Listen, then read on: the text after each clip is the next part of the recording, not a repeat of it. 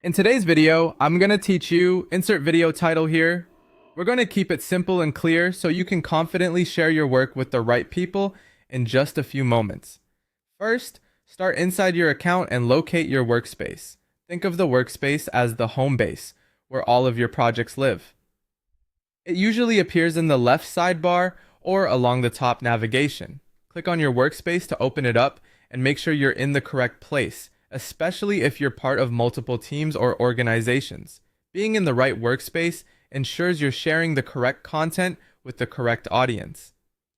Next, find the specific board you want to share. A board is the canvas or document where your content lives, whether that's plans, designs, notes, or tasks. Click on the board to open it. If you have a long list of boards, look for its title or thumbnail image. Most apps also keep your most recent items near the top, so they're easy to spot. Give the board a quick glance to confirm it's the version you intend to share. With the board open, look toward the top of the screen for the share control. It might say share or show an icon like an arrow or a plus sign near a person. Click on share to open the sharing panel.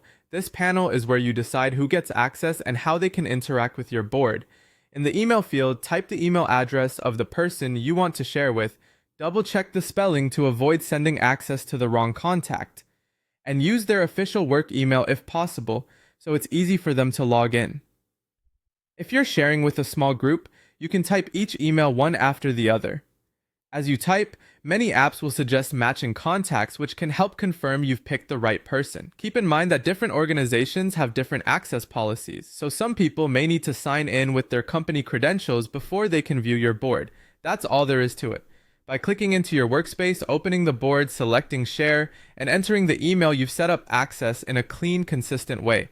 Thanks for following along, and feel free to replay any section if you